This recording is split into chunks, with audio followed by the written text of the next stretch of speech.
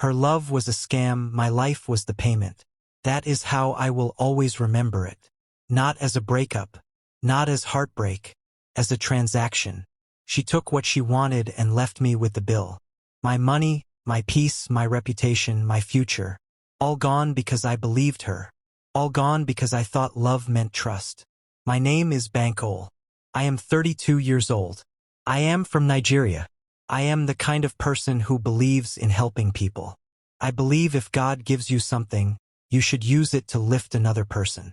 I am not perfect, but I fear God. I try not to do people bad. And that is exactly how I became a victim. I did not know it at first. I did not know I was falling into something that was already planned. I did not know I was not the boyfriend. I was the target.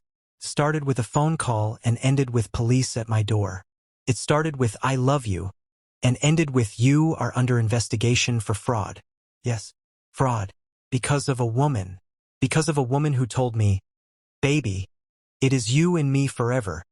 No matter what," while using my name to move money that was not clean. Her name is Cherish. And I thought I was going to marry her. That night, when it finally blew up, I remember standing in my living room. My whole body was shaking. My phone was ringing nonstop. I could hear noise outside. Voices. Someone shouting, "Open the door." Someone else saying, "We have questions for you." I looked at Cherish and I said, with fear in my throat, "What is going on? Tell me the truth now." And she just looked at me, calm, too calm, like a person who had already packed her heart and left. And she said something I will never forget. She said, "Bankole, please, just cooperate. Do not make this hard." My mouth went dry. That was the moment I knew. Something was wrong. Very, very wrong. Because in that moment I realized something painful. Her love was a scam. And my life was the payment. But wait. Let me take you back to the beginning before I tell you what happened that night. Let me tell you how a good heart can become a weakness, how kindness can turn into a trap, and how a smile can be the sharpest weapon in the room. Now let me introduce everybody in this story. There is me, Bankole, like I said. I am an IT person. I fix systems for companies. I make websites. I help small businesses set up payment portals, track customers, all that. I am not rich, but I am comfortable. I take care of my mother and I help my younger cousin. There is Cherish. She is 27. Brown skin. Pretty. Soft voice that can calm you even when your head is hot. She talks like she cares. She holds your face when she speaks to you. She laughs with her hand on your chest. She knows how to make a man feel like a king. She is the kind of woman that makes people say, "Guy, marry her now before somebody else steals her." I thought God sent her. I am not lying. Then there is Flora. She is Cherish's best friend. That is what they told me. Flora is always around Cherish. Always calling. Always whispering. Flora is the one who will say things like, "Ah, Bankole, you are too good to her. Oh, you are a rare man." And she says it with small smile, like she is impressed. But now, when I think about it, maybe she was not impressed.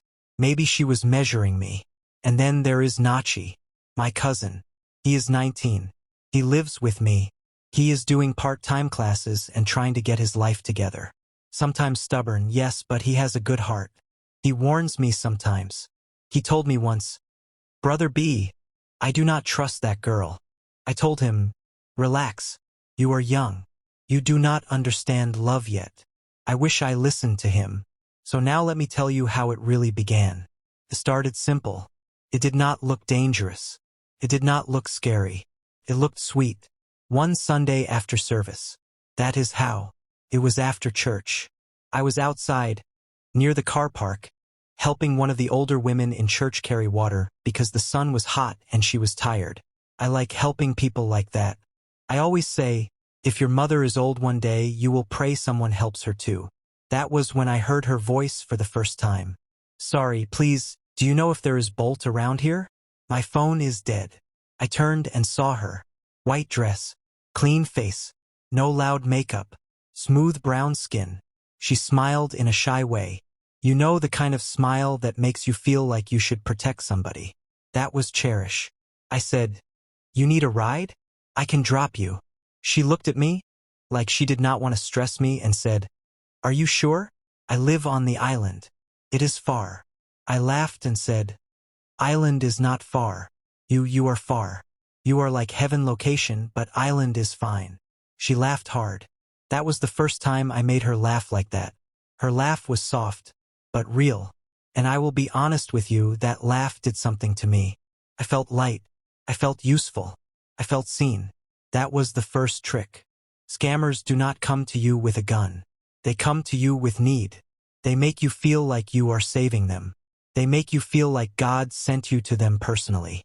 That is how you start to open doors that should have stayed locked.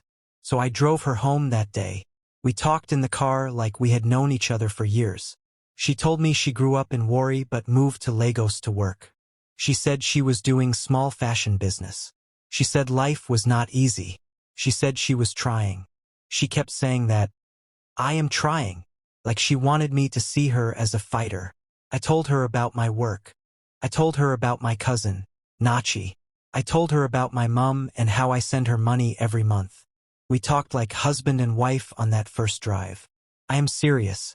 When I dropped her, she held my hand and said, "Thank you. You are different." Different. That word can destroy you if you are not careful. Because when you believe you are different, you also believe normal rules do not apply to you. Normal rule like, move slowly. Normal rule like, trust takes time. Normal rule like, protect yourself first. When I got home that day, Nachi asked me, "Who is that girl you dropped? You were smiling like teenager." I said, "That is my future wife." We laughed. It was a joke, but it did not feel like a joke in my chest. From that day, things moved fast. Too fast. She started calling me every morning. "Good morning, love. Did you sleep well?" Like we had been dating for 2 years. She would pray for me on the phone. She would say, "God will bless the work of your hands. Anybody planning against you will fail." Nobody ever prayed for me like that before, except my mother. You think small thing, but it is not small. Prayer is glue. It makes you attach before you even know you are tied. Then, 2 weeks later, it began. The first money request. Now wait. Before you judge me, listen well. It did not sound like those normal, "Baby, send me 20K things." No, she was smarter than that. She did not ask like a hungry person. She asked like a person who is ashamed to disturb you. That is more dangerous, because it makes you want to prove you can take care of her. It was late night. Rain was falling. She called me crying. Soft crying. Small voice. Shaking breath. "Baby, please. I am so embarrassed to even say this. Please do not be angry with me." I sat up fast. My heart jumped. I said, "Cherish, what is it? Talk to me. Are you safe?" She said, "Flora is in hospital. We are in emergency. They said if we do not pay deposit, they will not touch her." I said, "Which hospital?" She said the name. I knew that hospital. It is real. It is expensive. I said, "How much?" She said, "Baby, please, I hate this." They said 180K. I only have 40. I am shaking. I do not know what to do. Let me pause here and tell you something, please. People do not always scam you with their problems. Sometimes they scam you with someone else's problem. So your brain will say, "It is not even for her.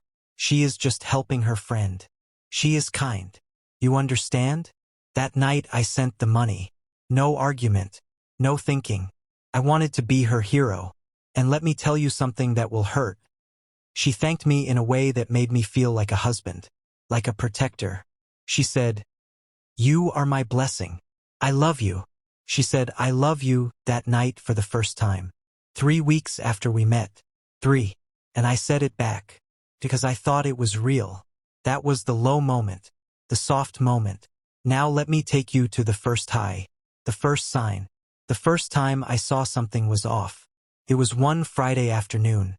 Cherish came to my apartment to cook for me.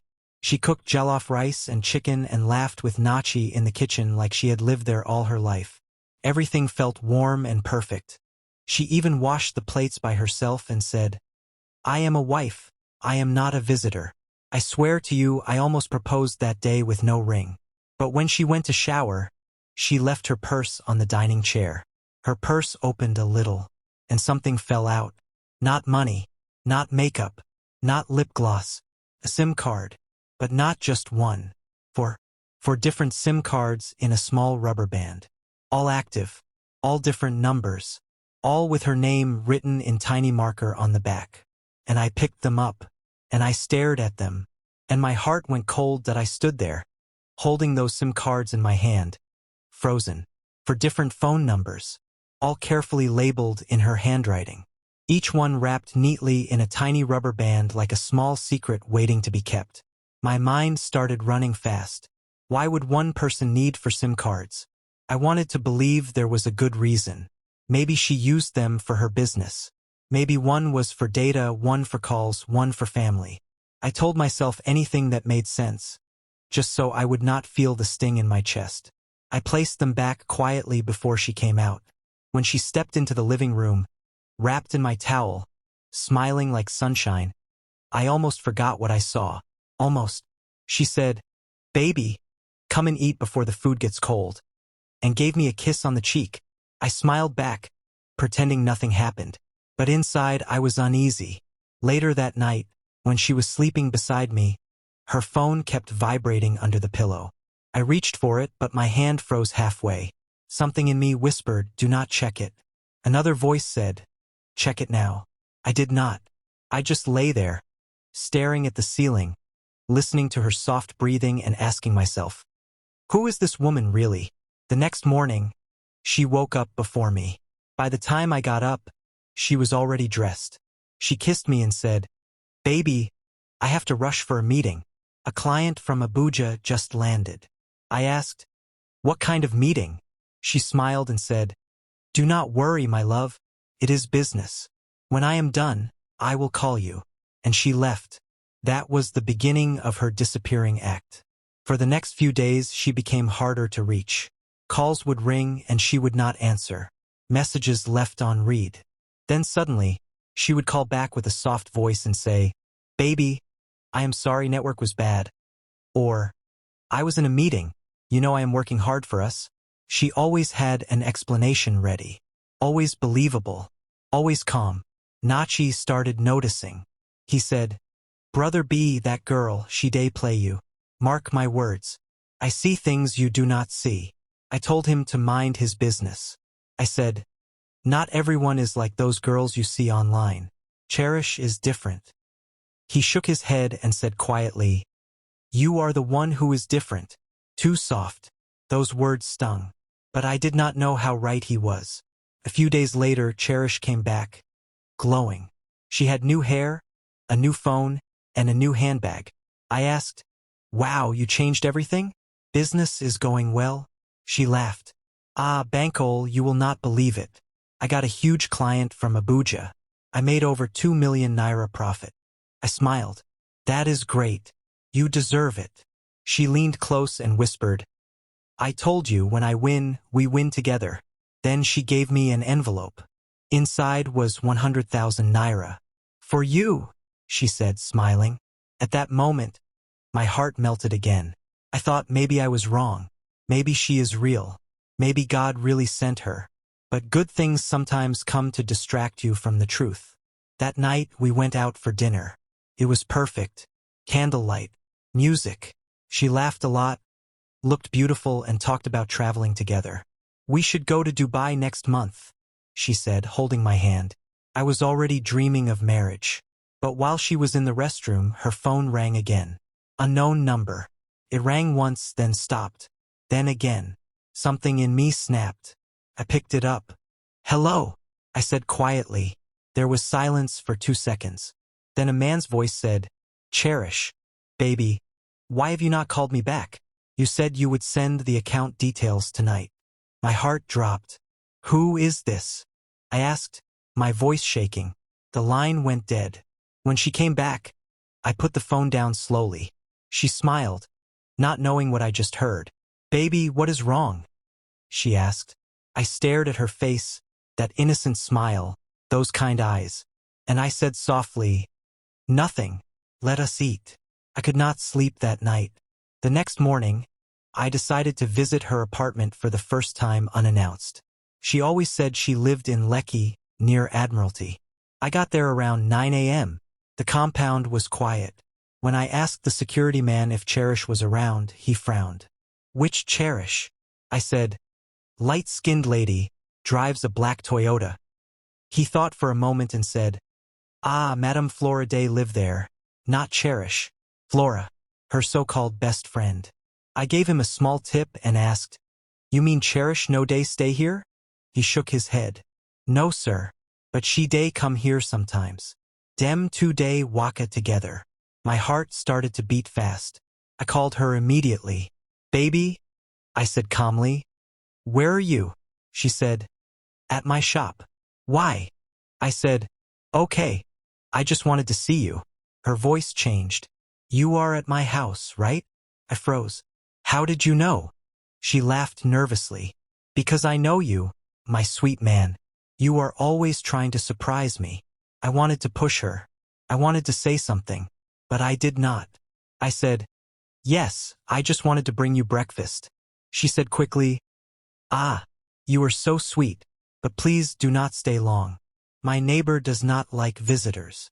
That was the first time I truly felt something break inside me. I got back into my car, my heart heavy. That night, she came to my place again, pretending nothing was wrong. She hugged me from behind, saying, "I missed you so much," but I could not even touch her back. I just stood there, quiet, watching her pretend to love me. She turned to me and said, "Why are you acting strange?" I said softly, "Because I do not know who you really are." She laughed. "What do you mean?" Before I could answer, my phone buzzed. A bank alert. A debit of 500,000 Nigerian nairas. Gone. From my business account. I froze. "Did you touch my laptop?" I asked, turning fast. She blinked, pretending to be confused. "What? No. Why would I?" Before she could finish, another debit alert came in. 250,000 Nigerian nairas. Gone. I grabbed the laptop and opened my dashboard. Transfers in progress. Account numbers I did not recognize. My chest went cold. She stood there, trying to act calm, but I saw the panic in her eyes. "Cherish, what is this?" I shouted. "What did you do?" She stepped back slowly, her voice shaking. "Baby, I can explain." "Explain what?" I yelled. "My money is disappearing." Her phone buzzed. She glanced at it too quickly. That was the moment I saw it, the message notification flashing across the top. "Transfer successful. Next step, disappear." I looked at her. She looked at me, and for the first time she did not smile. That was when I realized it was not love. It was a setup, and it was only just beginning. For a few seconds, everything around me went quiet. The hum of the fan, the sound of cars outside, even my own breathing, all vanished. The only thing I could hear was my heartbeat, loud and hard, like a drum in my chest. Cherish stood frozen in front of me, her hands shaking slightly, her eyes darting toward the door. She looked like someone who had just been caught standing in the middle of a fire she started herself. "Explain," I said again, my voice low but trembling. She did not answer. "Cherish," I shouted this time. "What did you do?" Her lips parted. "Bankole, please listen. It is not what you think." "Then what is it?" I asked, holding up my phone. "Who sent that message? Who is telling you to disappear?" She tried to move closer. "Please let me talk. I swear, I did not mean for it to get this bad." I took a step back. "Get this bad? You stole from me. You used me." Tears rolled down her face. She whispered, "I had no choice." I laughed bitterly. "No choice? That is what thieves say when they get caught." Then she said something that made me pause. "If I did not do it, they would have killed me." My hand froze midair. "Who?" I asked quietly. "Who would have killed you?" She bit her lip, shaking her head. "You do not understand. Please, just let me go before they come here." "Before who comes here?" But before she could answer, my cousin Nachi walked into the room, carrying his backpack. He looked at us, confused. What is going on here? Why are you shouting? Cherish turned quickly, wiping her tears. Nothing, Nachi. Just a small misunderstanding. He frowned. Why are you crying then? I turned to him and said, Nachi. She transferred money from my business account. What? He dropped his bag instantly. Wait, what did she do? I showed him my phone. Look. His eyes widened. Ha! Brother B. You have been saying it. This girl is trouble. Cherish shouted. Stop it. You do not know anything. Nachi stepped forward. I know enough. I warned my brother about you. The tension was thick. I could see Cherish's eyes scanning the room again, like she was looking for a way out. Then suddenly her phone rang. She stared at the screen for 2 seconds, then picked it up with shaky hands. Hello. A deep male voice came through the speaker, loud enough for us to hear. Where are you? We said 10 minutes. You are late. Her face went pale. Please, I need more time. Time is finished, the voice said coldly. Then the line went dead. She dropped the phone, trembling. Nachi and I exchanged looks. I said, Cherish, who was that? She whispered, Flora. Flora. I asked, that your best friend? She nodded weakly.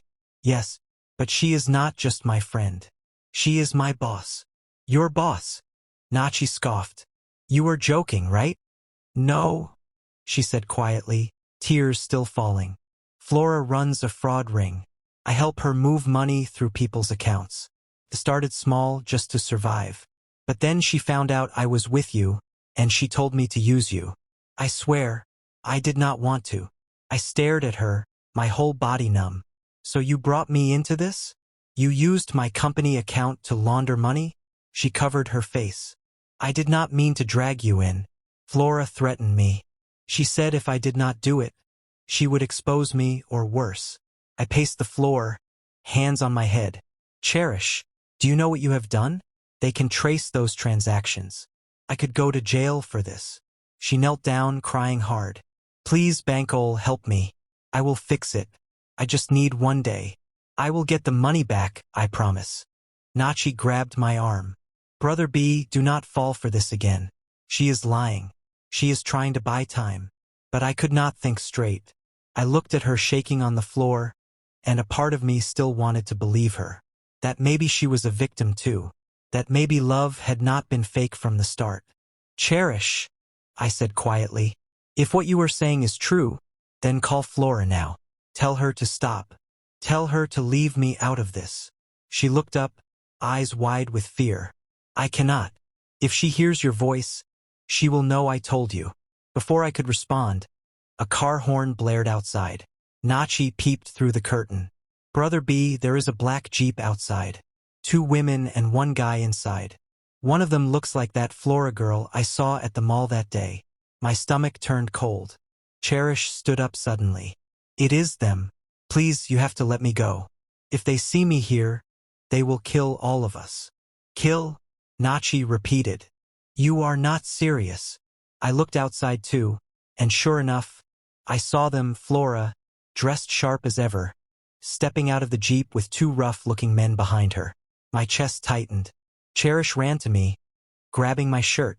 Please, Bankole, hide me, just for tonight. I will fix everything tomorrow. Hide you? I said, shaking my head. You brought danger to my door, and now you want me to hide you? She cried harder. Please, I beg you. If you ever cared about me, do not let them find me. The knocking came hard, loud, angry. Flora's voice echoed through the door. Cherish, open this door before I break it. Nachi whispered. Brother B, what do we do? I looked at Cherish, then at the door, my heart racing so fast it felt like it might explode. Bankole, she whispered, her voice cracking. Please, if you open that door, they will kill me. The knocking grew louder. Then came the sound of something metallic scraping against the lock. They were trying to force it open. I grabbed Cherish's arm. Go inside the kitchen now. She ran. Nachi and I pushed the sofa against the door, but the handle was shaking violently now. Flora's voice came again, cold and sharp. You think you can hide her from me, Bankole? You are already finished. Then came a loud bang. The first blow hit the door so hard it cracked at the side. Another hit. Then another. I could feel the wood giving way. Nachi shouted, "Brother B, they are breaking in." And just as I reached for my phone to call the police, the door burst open, splinters flying across the floor. Flora stepped in, her face calm, her eyes deadly, and behind her 2 men with machetes. "Where is she?" she asked quietly. I stood there, frozen, trying to find words. She smiled slightly. "I will ask one more time." And that was when I knew this night was not going to end without blood. Continuation dropping soon. Thanks for watching. Please let us know where you're watching from and share your thoughts in the comment section. Don't forget to like the channel and share this video. Thanks.